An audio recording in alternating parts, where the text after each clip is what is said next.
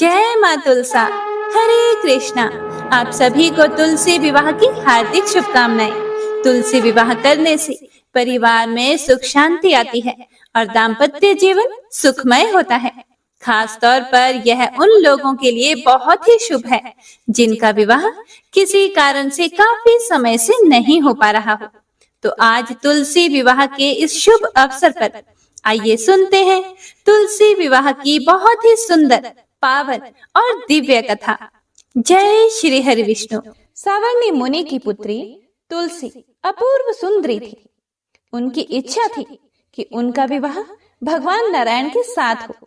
इसके लिए उन्होंने नारायण पर्वत की घाटी में स्थित बद्री वन में घोर तपस्या की। दीर्घ काल तक तपस्या के उपरांत ब्रह्मा जी ने प्रसन्न होकर दर्शन दिए और वर मांगने को कहा। तुलसी जी ने कहा, हे सृष्टिकर्ता, हे ब्रह्मदेव, आप अंतर्यामी हैं, सबकी मन की बात जानते हैं। फिर भी मैं अपनी इच्छा आपसे बताती हूँ। मैं चाहती हूँ कि भगवान श्री नारायण मुझे पति रूप में मिले। ब्रह्मा जी ने कहा, तुम्हारा अभीष्ट तुम्हें अवश्य मिलेगा। अपने पूर्व जन्म में किसी अपराध के कारण तुम्हें श्राप मिला है। इसी प्रकार भगवान श्री नारायण के एक पार्षद को भी दानव कुल में जन्म लेने का श्राप मिला है। दानव कुल में जन्म लेने के बाद भी उसमें नारायण का अंश विद्यमान रहेगा। इसीलिए इस जन्म में पूर्व जन्म के पाप के शमन के लिए संपूर्ण नारायण तो नहीं मिलेंगे, लेकिन नारायण के अंश से युक्त दानव कुल में जन्मे उस शापग्रस्त पार्षद से तुम्हारा विवाह होगा। शाप मुक्त होने पर भगवान श्री नारायण सदा सर्वदा के लिए तुम्हारे पति हो जाएंगे। तुलसी जी ने ब्रह्मा के इस वर को स्वीकार किया, क्योंकि मानव कुल में जन्म के कारण उस मायावी भोग को तो भोगना ही था। तुलसी जी बद्री वन में ही रहने लगी। नारायण का वह पार्षद दानव कुल में जलंधर के नाम से पैदा हुआ था। कुछ दिनों बाद वह भ्रमण करता हुआ बद्री वन में आया। यहाँ तुलसी को देखते ही वह उस पर मंत्र मुग्ध हो गया और तुलसी के सामने उसने अपने विवाह का प्रस्ताव रखा। उसने तुलसी जी से विवाह करने की इच्छा प्रकट की। इतने में ही महाब्रह्मा जी भी वहां आ गए और तुलसी जी से कहा, तुलसी, जलंधर को देखो, कैसा देवोपम उसका स्वरूप है। दानव कुल में जन्म लेने के बाद भी लगता है जैसे इसके शरीर में नारायण का वास हो। तुम प्रस्ताव को सहर्ष स्वीकार कर लो। तुलसी को भी लगा कि उसकी तपस्या पूर्ण हुई, उसे इच्छित फल मिला है। जलंधर के साथ उसका गंधर्व विवाह हो गया और वह जलंधर के साथ उसके महल में पत्नी बनकर आ गई। जलंधर ने अपनी परम सुंदरी सती साध्वी पत्नी तुलसी के साथ बहुत दिनों तक राज्य किया। उसने अपने राज्य का इतना विस्तार किया कि देवलोक तक उसके अधिकार में आ गया। स्वर्ग का सुख भोगने वाले देवताओं की दशा भिखारियों जैसी हो गई। जलंधर किसी को कष्ट नहीं देता था, पर अधिकार और राज्य छीन जाने से सारे देवता मिलकर ब्रह्मा, विष्णु और शिव जी की सभा में गए तथा अपनी विपत्ति सुनाई। ब्रह्मा जी ने कहा, तुलसी परम साध्वी है, उसका विवाह जलंधर से मैंने ही कराया था। जलंधर को तब तक नहीं हराया जा सकता या मारा जा सकता जब तक तुलसी को ना छला जाए। विष्णु जी ने कहा, जलंधर पूर्व जन्म में मेरा पार्षद था। श्राप के कारण उसे दैत्य कुल में जन्म लेना पड़ा। इस जन्म में भी मेरा अंश उसमें व्याप्त है। साथ ही तुलसी के पति व्रत धर्म से वह अजय है। फिर देवताओं की सहमति से भगवान शिव ने जलंधर के पास संदेश भेजा कि या तो वह देवताओं को राज्य लौटा दे या फिर उनसे युद्ध करे। जलंधर शंकर के पास पहुंचा। उसने कहा, देवाधिदेव, आपके लिए देवताओं का पक्ष लेना उचित नहीं है। राज्य बढ़ाना हर राजा का कर्तव्य है। मैं किसी को दुखी नहीं कर रहा हूँ। देवताओं से कहिए कि वे मेरी प्रजा बनकर रहे। मैंने आपका कोई भी अपमान नहीं किया है। हमारा आपका युद्ध शोभा नहीं देता है। अगर आप हार गए तो बड़ी लज्जा की बात होगी। मैं हार गया तो आपकी कीर्ति बहुत अधिक नहीं बढ़ेगी। भगवान शंकर फिर हंसने लगे। वे तो सब रहस्य समझते थे। तुलसी और जलंधर के पूर्व जन्म के श्राप की अवधि लगभग पूरी हो चुकी थी। फिर शंकर जी बोले, इसमें कीर्ति और लज्जा की बात क्या है? तुम देवों को राज्य लौटाकर उन्हें उनके पद पर प्रतिष्ठित होने दो। युद्ध से बचने का यही एक उपाय है। जलंधर ने कहा, मैंने युद्ध के बल से देवलोक जीता है, कोई उसे युद्ध के द्वारा ही वापस ले सकता है। यह है मेरा अंतिम उत्तर है। अब मैं जा रहा हूं। ऐसा कहकर जलंधर चला गया। उसने अपनी पत्नी तुलसी को सारी बातें बताई और कहा, कर्म भोग सब काल सूत्र में बंधा है। जीवन में हर्ष, शोक, भय, सुख, दुख, मंगल, अमंगल काल के अधीन है। हम तो केवल निमित्त हैं। संभव है भगवान शिव देवों का पक्ष लेकर मुझसे युद्ध करे। तुम चिंता मत करना, तुम्हारा सती तेज मेरी रक्षा करेगा। दूसरे दिन भगवान शंकर के नेतृत्व में देवताओं ने युद्ध छेड़ दिया। जलंधर ने भीषण बाणों की वर्षा कर उनका वेग रोका। उसके प्रहार से देवता डगमगाने लगे। उसने दानवी शक्ति का प्रयोग करके मायावी युद्ध आरंभ किया। युद्ध स्थल पर वह किसी को भी दिखाई नहीं देता था, पर उसके अस्त्र शस्त्र प्रहार कर देवों को घायल कर रहे थे। देवगण अपने अस्त्र चलाएं तो किस पर चलाएं, क्योंकि कोई शत्रु सामने था ही नहीं। कई दिनों तक इस तरह भयंकर युद्ध चला। जलंधर पराजित नहीं हुआ। तब शिव जी ने विष्णु से कहा, विष्णु कुछ तो उपाय करो, अन्यथा मेरा तो सारा यश मिट्टी में मिल जाएगा। विष्णु जी ने सोचा, बल से तो जलंधर को हराया नहीं जा सकता, इसीलिए छल का सहारा लेना ही पड़ेगा। उन्होंने तुरंत अपना स्वरूप जलंधर जैसा बनाया और अस्त्र शस्त्र से सुसज्जित हो तुलसी जी के पास पहुंच गए। बोले, प्रिय, मैं युद्ध जीत गया। सारे देवता भगवान शंकर समेत हार गए। इस खुशी में आओ, मैं तुम्हें अपने अंग से लगा लूं। पति को प्रत्यक्ष खड़ा देखकर तथा विजय का समाचार सुनकर वह दौड़कर मायावी जलंधर के गले से लिपट गई। इस प्रकार पति पत्नी दोनों ने आलिंगन होकर खूब खुशी मनाई। पर पुरुष के साथ इस प्रकार के व्यवहार से उसका सती तेज नष्ट हो गया। उसका सती तेज जो जलंधर की कवच के रूप में रक्षा कर रहा था, वह कवच नष्ट हो गया। जलंधर शक्तिहीन हो गया। यह जानते ही भगवान शंकर ने अपने त्रिशूल से प्रहार किया।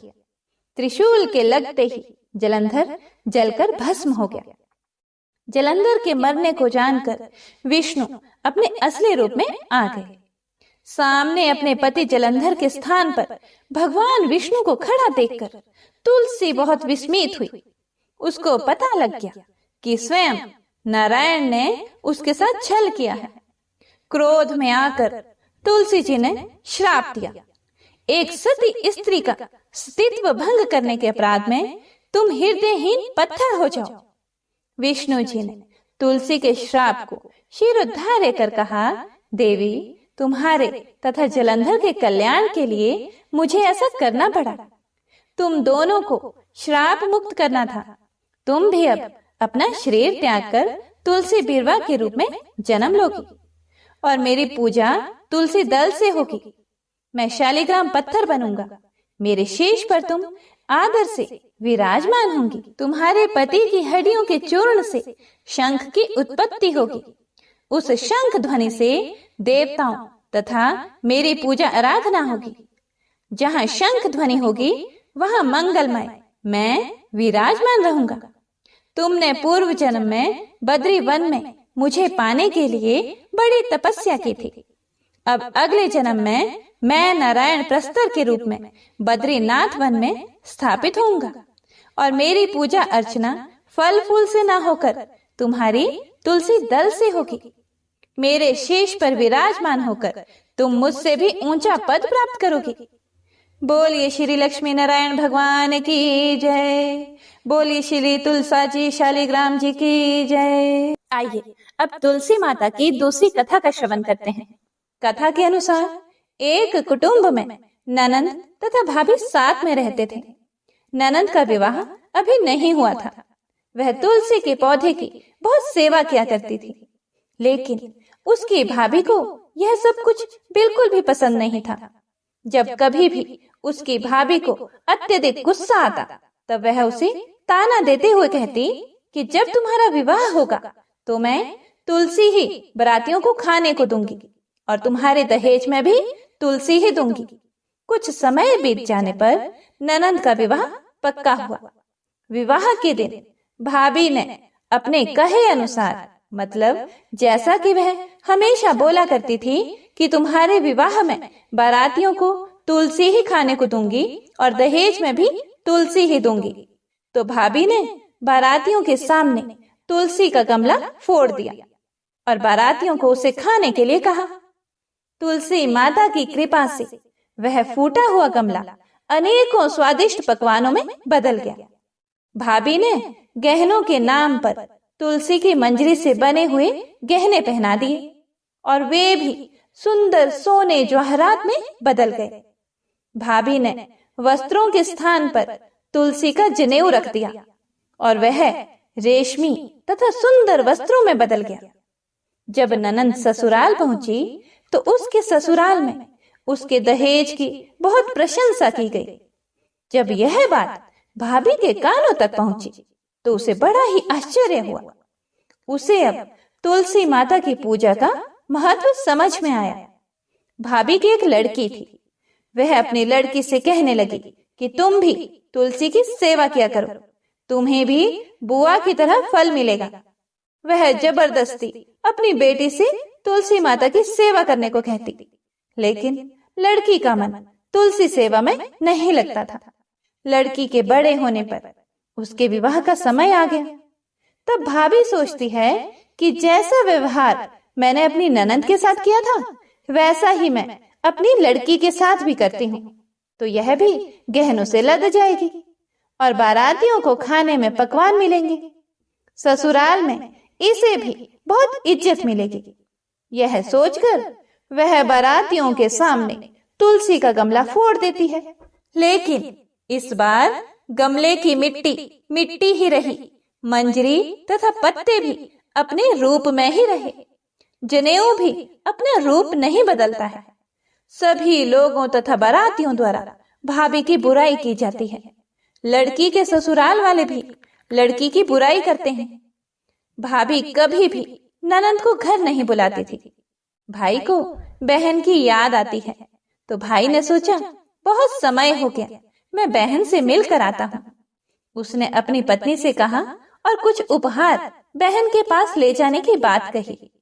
भाभी ने थैले में ज्वार भरकर दे दिया और कहा और कुछ नहीं है, तुम यही ले जाओ। वह दुखी मन से बहन के पास चल पड़ा। वह सारे रास्ते सोचता रहा कि कोई भाई अपनी बहन के घर ज्वार कैसे ले जा सकता है। यह सोचकर वह एक गौशाला के पास रुका और ज्वार का थैला गाय के सामने पलट दिया। तभी गाय पालने वाले ने कहा कि आप गाय के सामने हीरे मोती तथा सोना क्यों डाल रहे हो।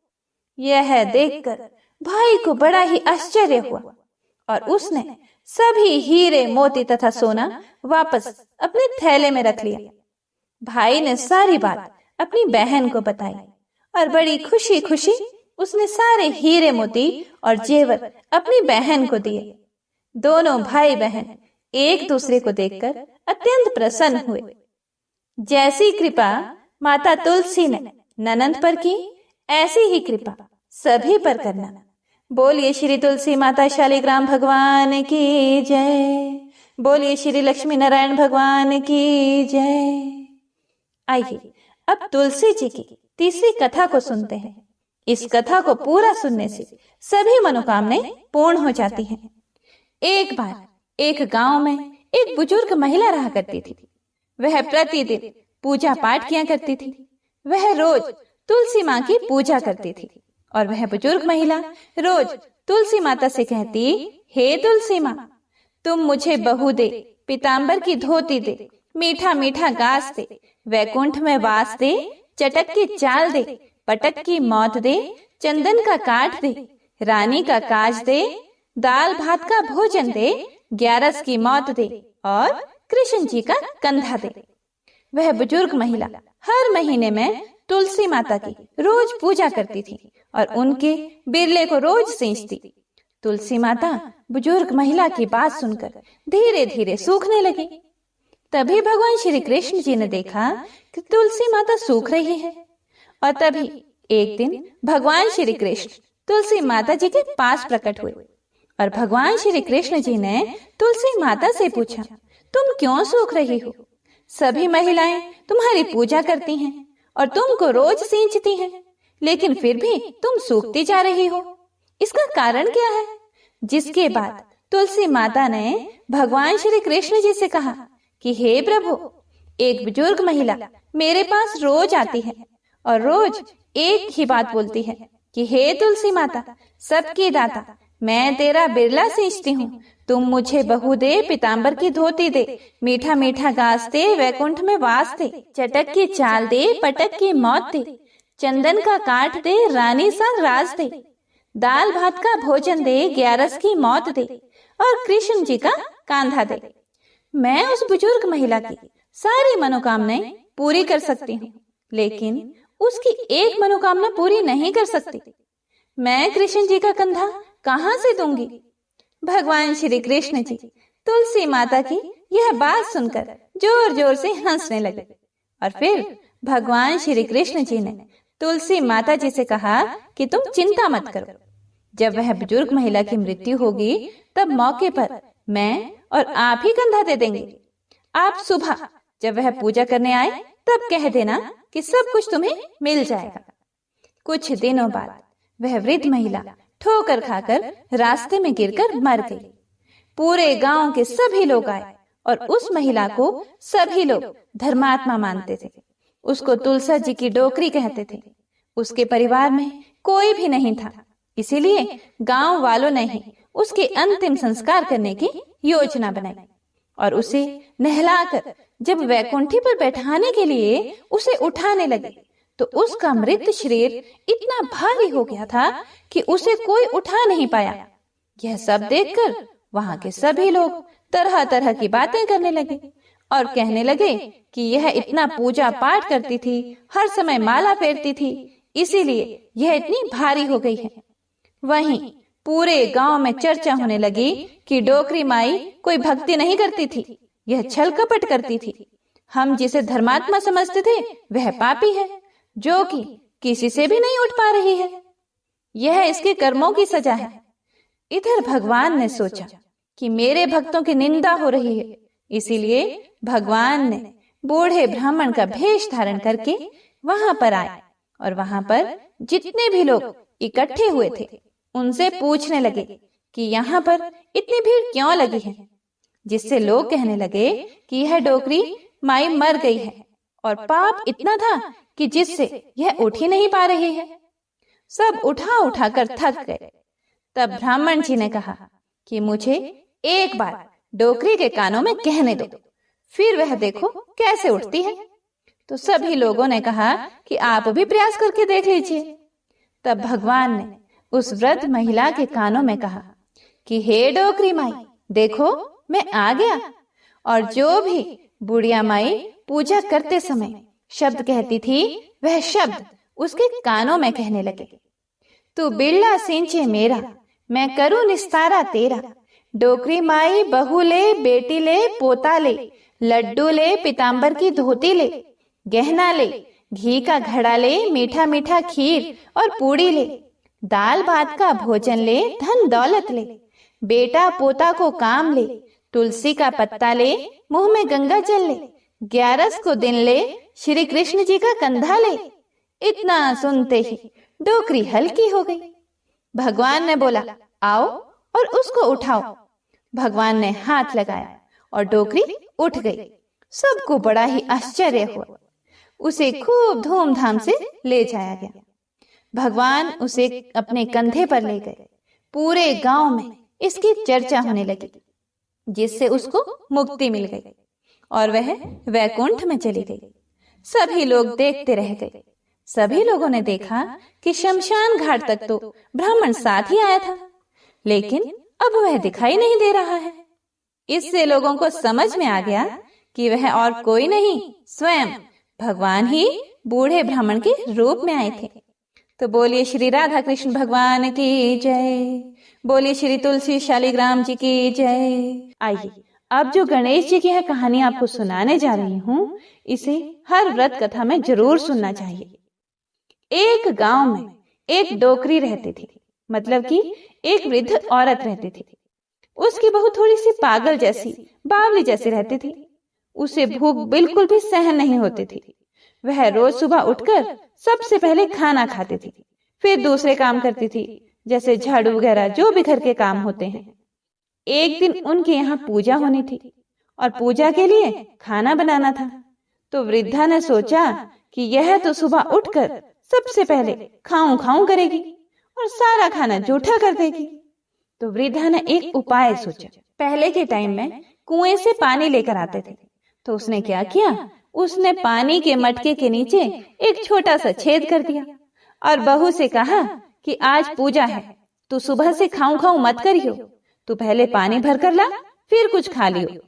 बहू ने सास से कहा कि ठीक है माँ, और वह पानी भरने के लिए चली गई। बहू भी थोड़ी सी समझदार तो थी, उसने देख लिया था पहले ही कि सासू जी ने मटके में छेद कर दिया है। तो उसने क्या किया, जब वह घर से निकली तो उसने साड़ी में आटा बांध लिया। बहू पानी भरने कुएं पर आई तो उसने वहां पर सबसे पहले अपनी साड़ी में बंधा हुआ आटा निकाला, फिर पनघट पर उसे गूंद लिया और उसकी बाटियां बना ली। वहीं गांव में पास में ही कुआं था, वहीं पास में शमशान भी था। वहां एक मुर्दा जलाया जा रहा था, तो उसकी आंच में उसने वह बाटियां सेक ली। और पास में ही एक गणेश जी का मंदिर था। मंदिर में किसी ने गणेश जी को चोला चढ़ाया था, तो गणेश जी की तोंद में घी लगा हुआ था। उसने उस घी से बाटियां चौपड़कर एक बाटी का भोग गणेश जी को लगाकर उसने वह बाटियां खा ली। उसके बाद उसने आराम से पानी भरा और फिर वह आराम से अपने घर चली गई। इधर गणेश जी ने क्रोधित होते हुए नाक पर उंगली चढ़ा ली। फिर उसके बाद कोई उधर से निकला तो उसने देखा कि गणेश जी ने नाक पर उंगली चढ़ा रखी है। तो उसने गांव में जाकर सबसे कह दिया कि गणेश जी ने नाक पर उंगली चढ़ा ली। अब गणेश जी की नाक से उंगली उतारने के लिए सब प्रयास करने लगे। कोई गणेश जी के पाठ करने लग गया, कोई हवन कर रहा था, कोई जाप करने लग गया ताकि गणेश जी की नाक पर से उंगली हटा ले। पर गणेश जी ने नाक पर से उंगली नहीं हटाई। अब यह बात धीरे धीरे राजा तक पहुंच गई कि गणेश जी ने नाक पर उंगली चढ़ा ली है। राजा ने बड़े बड़े पंडित और ज्योतिष बुलवाए। उन्होंने पंचांग देख लिए, सब कुछ कर लिया, पर वह भी गणेश जी की नाक से उंगली नहीं हटा पाए। अब राजा ने पूरे राज्य में मुनादी करवा दी कि जो भी गणेश जी की नाक पर से उंगली हटवाएगा उसे 5 गांव की जागीर दे दी जाएगी। अब राज्य में सभी लोग अपनी अपनी तरफ से प्रयास करने लग गए। गणेश जी ने फिर भी नाक से उंगली नहीं हटाई। सब थक हार गए। आखिर में डोकरी की बहू बोली कि माँ साहब, आप कहो तो मैं गणेश जी की नाक से उंगली हटा सकती हूँ। तो वृद्धा हंसने लगी कि बड़े बड़े पंडित और ज्योतिष गणेश जी की नाक से उंगली नहीं हटा पाए, तू हटा देगी? बावली, तू कैसे हटा देगी? तभी एक आदमी ने कहा कि एक बार इसे भी मौका दे दो, इसको भी प्रयास करने दो, इसको भी देखने दो, हो सकता है कि यह गणेश जी की नाक पर से उंगली हटा दे। फिर उन्होंने कह दिया कि चलो तू भी कर ले, एक बार कोशिश कर ले। बहू ने कहा, पर मेरी एक शर्त है कि मेरे घर से गणेश जी के मंदिर तक एक बड़ा पर्दा लगाया जाए। तो लोगों ने कहा ठीक है, और घर से मंदिर तक पर्दा लगवा दिया गया। तो उसके घर से लेकर मंदिर तक पर्दा लग गया। अब बहू ने क्या किया, जब वह घर से निकली तो उसने सबसे पहले अपने घाघरे में, मतलब पेटीकोट में धोबना यानी कपड़े धोने का जो हथियार होता है, धोना, जिससे कपड़े कूटते हैं, छिपा कर मंदिर गई।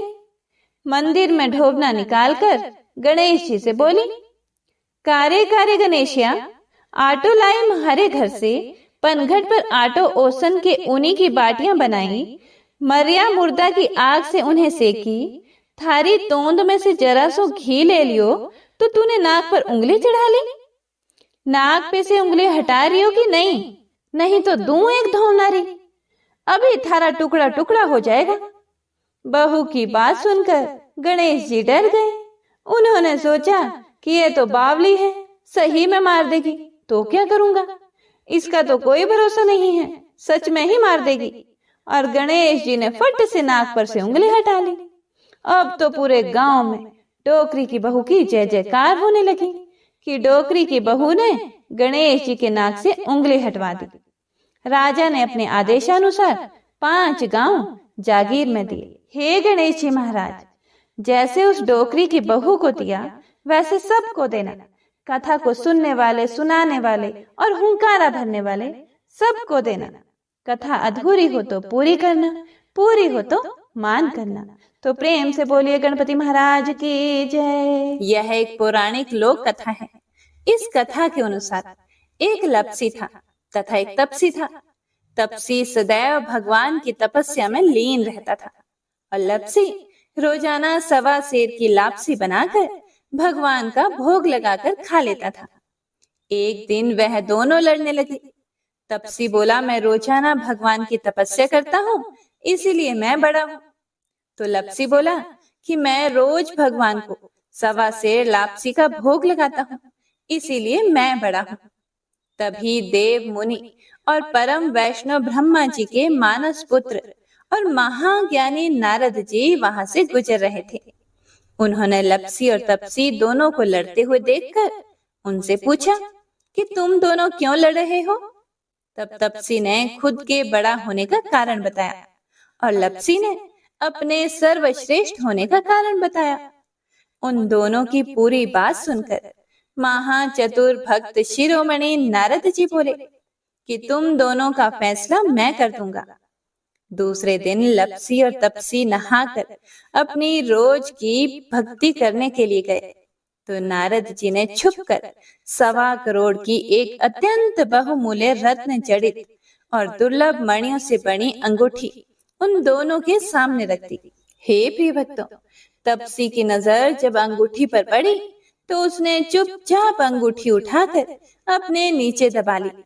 लपसी की नजर अंगूठी पर पड़ी लेकिन उसने ध्यान ही नहीं दिया और भगवान को भोग लगाकर लापसी खाने लगा। इसके बाद नारद जी उन दोनों के सामने आए तो दोनों ने हे नारद जी से पूछा, हे मुनि श्रेष्ठ, अब आप अपना निर्णय बताइए कि हम में से कौन बड़ा है, किसकी भक्ति श्रेष्ठ है। तो नारद जी ने तपसी से खड़ा होने को कहा। जब वह खड़ा हुआ तो उसके नीचे दबी अंगूठी उन्हें दिखाई पड़ी।